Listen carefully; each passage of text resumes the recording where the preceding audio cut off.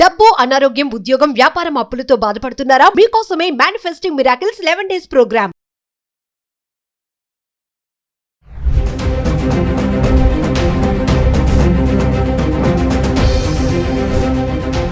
Hi hello నమస్తే, welcome back to Suman TV. ప్రస్తుతం మనతో పాటు ఉన్నారు consumers affairs committee chairman Mandari Krishna Reddy గారు. నమస్తే సార్. నమస్తే సార్, అమెరికా ట్రంప్కి సంబంధించి మనం వీడియోలు చేస్తూనే ఉన్నాము.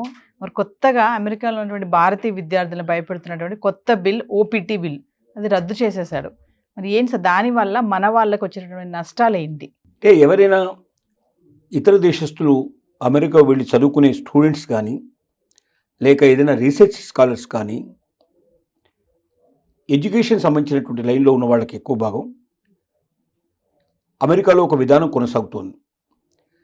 సపోజ్ వాళ్ళు ఏదో ఒకైనా వీసా తీసుకొని అక్కడికి వచ్చి ఎడ్యుకేషన్ కంటిన్యూ చేయడం కానీ, ఈ రీసెర్చ్ స్కాలర్ ఇట్లా కంప్లీట్ చేసినప్పుడు వాళ్ళకి ఇచ్చిన వీసా పీరియడ్ ఏదైతే ఉంటుందో 2 years 3 years ఎంత ఉంటుందో ఎడ్యుకేషన్ దానికి సంబంధించిన రీసెర్చ్ వరకు ఆ పీరియడ్ ఉంటుంది. ఆ పీరియడ్ తర్వాత కూడా 1 సంవత్సరం నుంచి 3 సంవత్సరాల దాకా వాళ్ళు అక్కడే ఉండి జాబ్స్ చేసుకుంటూ ఇంకా ఫర్దర్గా ఆ రీసెర్చ్ లోపల ఇంకా ముందుకెళ్ళడానికి కానీ, ఎడ్యుకేషన్లో ముందుకెళ్ళడం కానీ, లేదా జాబ్ ఏదైనా చూసుకోవడానికి పాసిబిలిటీ కానీ దానికి తగినట్టుగా ఒక అవకాశం గతంలో ఉండేది. Minimum 1 year, maximum 3 years possibility కల్పించేవాళ్ళు. ఈ పీరియడ్లో వాళ్ళకి ఏంటంటే వీసా ఉన్నట్టే లెక్క, అంటే వీసా ఎక్స్టెండ్ చేసినట్టు లెక్క. ఒక రకంగా ఓపీటీ అంటే ఇక్కడ వాళ్ళకి వీసా ఎక్స్టెండ్ చేయడం ఒకటేను, వాళ్ళు పని చూసుకోవడానికి ఒక అవకాశం ఉండేది. అయితే ఇది ఎక్కువ ఏంటంటే యూనివర్సిటీలో మాత్రమే ఈ పని చూసుకోవాలనేది, క్యాంపస్లో ఉండాలి. అది వారానికి 20 గంటలు మాత్రమే పని చేయాలనేది ఉంది, కండిషన్ ఉంది. అంతకన్నా ఎక్కువ పని చేస్తే అది నేరం కింద లెక్క. కానీ సహజంగా యూనివర్సిటీలో ఇంతమందికి జాబులు దొరకడం చాలా కష్టం. కాబట్టి ఏం చేస్తారు వీళ్ళు, యూనివర్సిటీలో కాకుండా బయటకు వెళ్ళి పనులు చూసుకుంటారు. 20 hours చేస్తే దానివల్ల లాభం లేదు కాబట్టి, ఎందుకంటే 20 hours అమెరికన్ సిస్టమ్ ప్రకారంగా చేస్తే, అంటే అమెరికన్స్కి ఎంత అయితే డబ్బులు ఇస్తారో అంత డబ్బులు మన ఇండియన్స్ కూడా ఇచ్చేటైతే 20 hours సరిపోతుంది. కానీ అమెరికన్స్కి ఇచ్చే దాంట్లో 1/4 1/3 మనకి ఇస్తారు కాబట్టి అది సరిపోదు. కాబట్టి ఏం చేస్తారంటే 20 గంటలు సరిపోదు కాబట్టి బయటకి ఎక్కువ గంటలు పనిచేస్తారు.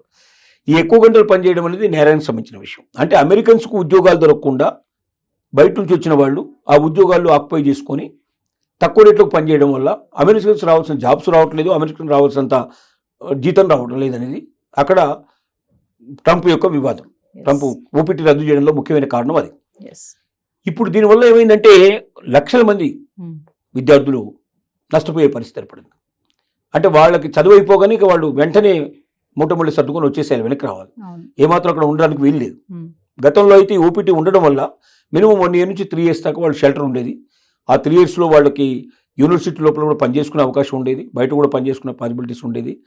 వాళ్ళు మొత్తం మీద అంటే యూనివర్సిటీ అని ప్రతిబంధకం పెట్టినా కూడా చాలామంది ఎక్కడ చేస్తున్న స్టూడెంట్ వీసా ఉంది కదా ఇతనికి, ఎట్లాగైనా 3 ఏళ్ళు 2 ఏళ్ళు ఉంది కదా వీళ్ళు చెప్పిన ప్రకారం ఓపీటీ ప్రకారం, కానీ ఎవరు కూడా పోలీసు కానీ ఎవరు ఆబ్జెక్షన్ చెప్పేవాళ్ళు కాదు.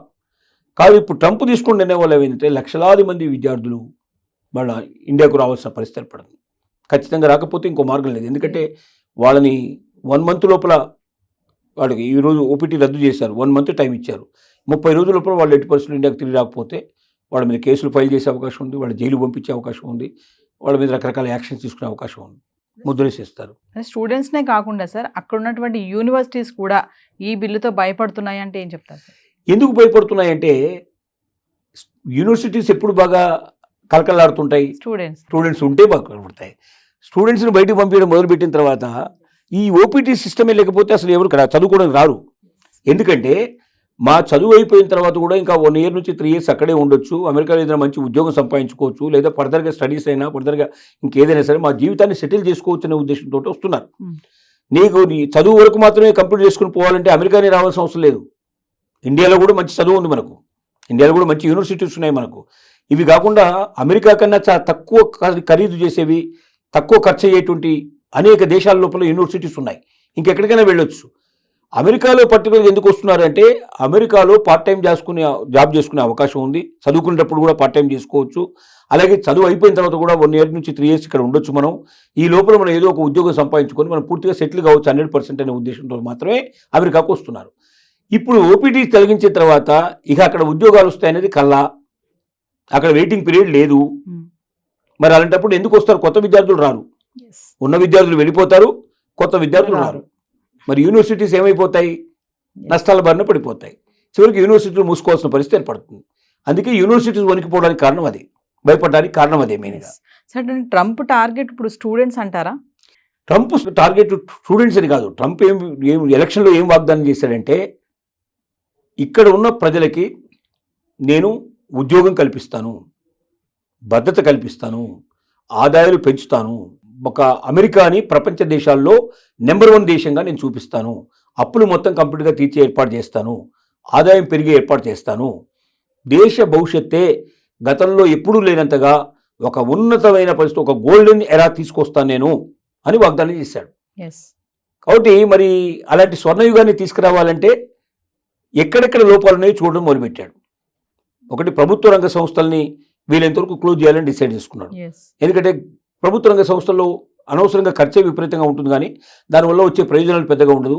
ఎందుకంటే అమెరికాలో ఏంటంటే అన్ని రాష్ట్రాలు ఇండిపెండెంట్గా, ఏ రాష్ట్రానికి ఆ రాష్ట్రమే స్వతంత్ర ప్రతిపత్తి కలిగినటువంటివి.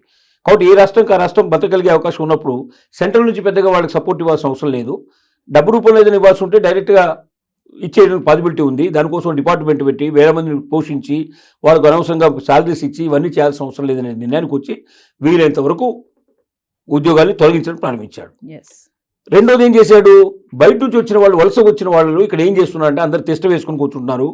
వాళ్ళు ఇక్కడ ఇతరుల ఏంటి ఈ అమెరికా మీద వ్యతిరేకంగా కూడా కొంత వ్యతిరేకత కూడా కూడగట్టేందుకు వాళ్ళు తోడ్పడుతున్నారు. తర్వాత ఇక్కడ ఉన్న ఉద్యోగాలు తన్నుకుపోతున్నారు.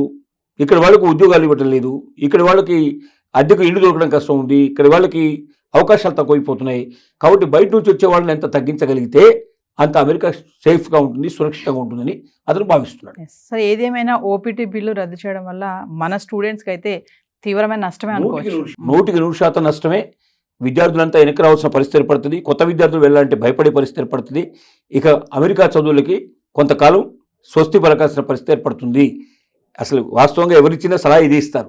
ఎందుకంటే ఏ క్షణంలో ఏం జరుగుతుందో తెలియని దేశంలో వెళ్ళి దేశంగాని దేశం లోపల అక్కడ ఉండి అక్కడ ఒకవేళ ఉండాలనుకుంటే ఒక నెలకి ₹1,00,000 ఖచ్చితంగా కావాలి. ఒక నెలకి ₹1,00,000 కావాలి. అంటే తల్లిదండ్రులు పంపించాల్సింది తప్ప ఇంకో మార్గం ఏముంది?